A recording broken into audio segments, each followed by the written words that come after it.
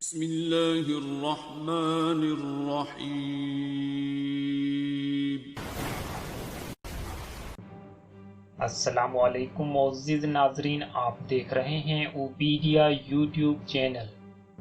وہ شخص جس کو ایک جملے نے دنیا کا امیر ترین شخص بنا دیا اور اس نے کامیابی کی دیوی کا منہ خوب چوما۔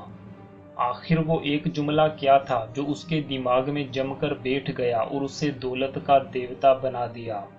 شاید آپ بل گیٹس کے بارے میں سوچ رہے ہوں یا جیف بیزوس کے بارے میں، مگر یہ کہانی ہے ان دونوں سے پہلے بنے دنیا کے امیر ترین انسان اینڈریو کارنیگی کی۔ اس کے پاس اتنی دولت تھی جس کو یہ شخص بانٹ بانٹ کر تھک گیا اور مکمل بانٹ نہ سکا۔ اس شخص نے مرنے سے پہلے اپنے تمام کارخانے اور فیکٹریاں امریکہ کی حکومت کی تحویل میں دے دیں۔ یہ تو آپ کو پتہ ہی ہوگا کہ اینڈریو کارنیگی ایک فیکٹری میں مزدور ہوا کرتا تھا۔ اسی فیکٹری میں اس کا ایک دوست بھی مزدور ہوا کرتا تھا۔ تھوڑی سی تنخواہ سے ان دونوں کا گزارا بڑی مشکل سے ہوا کرتا تھا۔ دونوں اپنی غربت سے بہت تنگ تھے۔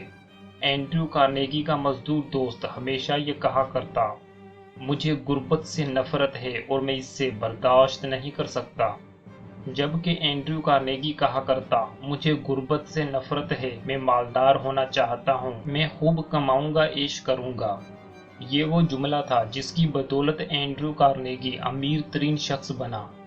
مجھے غربت سے نفرت ہے اور میں اس سے برداشت نہیں کر سکتا۔ یہ وہ جملہ ہے جو اینڈریو کارنیگی کا مزدور دوست ہمیشہ بولا کرتا تھا۔ مگر حیرت کی بات یہ ہے کہ وہ شخص اگلے 30 سال تک مزدور ہی رہا۔ وہ خوش نصیب تھا کہ بعد میں اسے تھوڑی سی اچھی نوکری مل گئی۔ مجھے غربت سے نفرت ہے، میں مالدار ہونا چاہتا ہوں، اس جملے کا بار بار اظہار کرنے سے اینڈریو کارنیگی کے دل میں دولت کمانے کی خواہش پیدا ہو گئی، جو ہر گزرتے دن شدت اختیار کرتی جا رہی تھی۔ کارنیگی کو ہر روز نئے نئے آئیڈیاز آنے لگے، پھر ایک آئیڈیا اس کی زندگی کا مقصد بن گیا۔ میں لوہے کا کاروبار سنبھالوں اور تجارتی دنیا میں اپنا سکہ جماؤں، لوہے کی تجارتی دنیا کا بے تاج بادشاہ بنوں۔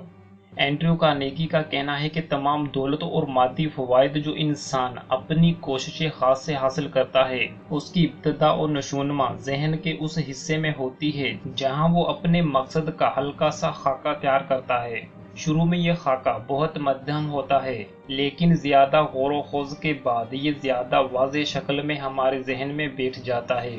رفتہ رفتہ یہ تصور بڑھتا ہے اور جب اس میں کافی شدت پیدا ہو جاتی ہے تو وہ ہمارے شعور سے وہ تصور انسان کے اعمال کی شکل میں ظاہر ہوتا ہے۔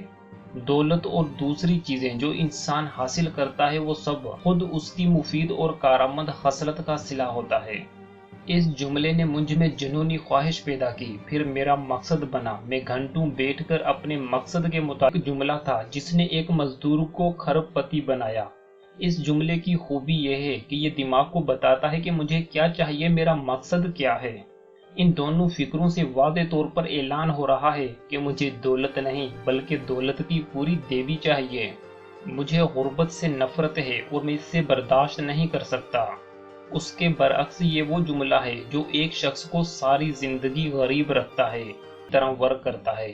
اگر ہم سرچ بار پر یہ ٹائپ کریں کہ مجھے غربت سے نفرت ہے، I hate poverty، پھر بھی گوگل نفرت اور غربت سے ریلیٹڈ چیزیں ہی سرچ کر کے سامنے لائے گا۔ نفرت اور غربت یعنی ہیٹ اینڈ پاورٹی گوگل کے لیے کی ورڈز کا کام کرتے ہیں۔ مجھے غربت سے نفرت ہے اور میں اس سے برداشت نہیں کر سکتا۔ یہ جملہ گوگل کی سرچ بار میں ٹائپ کرنے سے گوگل کیا سرچ کرے گا بھلا؟ کیا گوگل دولت کے بارے میں سرچ کرے گا؟ ہرگز نہیں۔ اس جملے کے اندر غربت، نفرت اور برداشت، ہماری سے نفرت ہے، یا میں بیماری نہیں چاہتا، یا میں بیماری سے تنگ ہوں۔ یہ جو صحت چاہیے، میں صحت مند ہونا چاہتا ہوں، مجھے صحت سے پیار ہے۔ پوری دنیا میں روزانہ 100 کروڑ سے زائد لوگ سگریٹ پیتے ہیں۔ اسموکنگ کو کم کرنے کے لیے فلم شروع ہونے سے پہلے ایڈز دکھائے جاتے ہیں، خطرناک الفاظ سگریٹ کے پیکٹ پر لکھوائے جاتے ہیں۔ تو کیا اتنی جدوجہد کے باوجود اسموکنگ میں کمی آئی ہے؟ نہیں، بالکل نہیں، بلکہ ہر روز سگریٹ کے استعمال میں تیزی سے اضافہ ہو رہا ہے۔ یہ چیز ایڈورٹائزنگ کمپنیز کو اچھے سے پتا ہے کہ جس چیز سے منع کیا جاتا ہے یا روکا جاتا ہے تو اس طرف لوگوں کا دھیان جانے سے اس چیز کا استعمال بڑھتا ہے۔ یہ تو آپ نے اکثر فیس بک پر دیکھا ہوگا کہ فلاں شخص نے اس کے خلاف یہ کہہ دیا، لعنت بھیج کر آگے شیئر کریں۔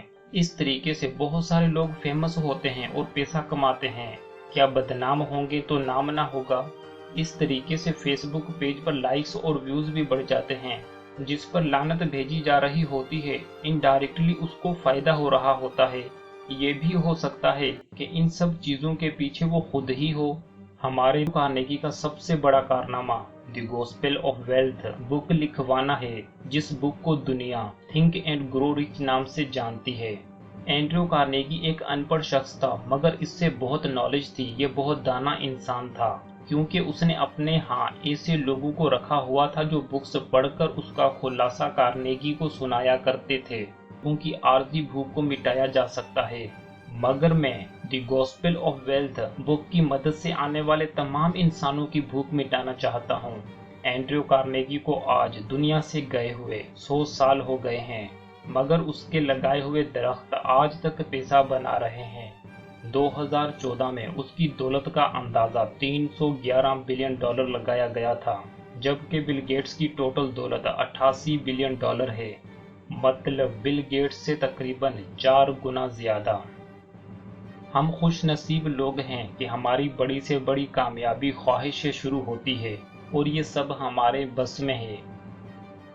انسان سستی اور کاہلی کا شکار اس لیے ہو جاتا ہے کہ اس کے پاس کوئی واضح مقصد نہیں ہوتا۔ ناکامی کا مقابلہ کرنے کا بہترین طریقہ یہ ہے کہ دوسری عادتوں کی طرح اس چیز کی عادت بھی اپنا لی جائے، اپنے سب کانشیس مائنڈ کو اس کا عادی بنا دیا جائے۔ آپ کا اصل کام اپنے مقصد کو اپنے لاشعور دماغ میں ڈالنا ہے، پھر یہ دماغ آپ کے مقصد کو آگے بڑھانے اور اس کی نئی نئی راہیں دکھانے میں پیش رہے گا۔ ناکامی انسانی دماغ کی اعلیٰ اور چھپی ہوئی صلاحیتوں کو ڈھونڈنے میں مدد کرتی ہے۔ جو لوگ لوگوں کے اعتراض سے اپنی رائے بدلتے وہ کسی بھی معاملے میں کامیاب نہیں ہو سکتا۔ خواہش اور مقصد کے بغیر کوئی کامیابی ممکن نہیں۔ وہ شخص کبھی بڑا آدمی نہیں بن سکتا جو سارا کام خود کرنا چاہے یا سارے کام کا کریڈٹ خود لینا چاہے۔ اس وقت تک کوئی شخص امیر نہیں بن سکتا جب تک وہ دوسروں کو امیر نہ بنائے۔ ہر چیز کی اتنی ہی ویلیو ہوتی ہے جتنی وہ کام کی ہوتی ہے۔ دماغ ایک بڑی پیچیدہ اور نازک مشین ہے، اس کی قوت کا اندازہ لگانا بہت مشکل ہے۔ اس پر کسی قسم کی کوئی پابندی کوئی شخص عائد نہیں کر سکتا سوائے خود کے۔ وہ شخص جس کو ایک جملے نے دنیا کا امیر ترین شخص بنا دیا اور اس نے کامیابی کی دیوی کا منہ خوب چوما۔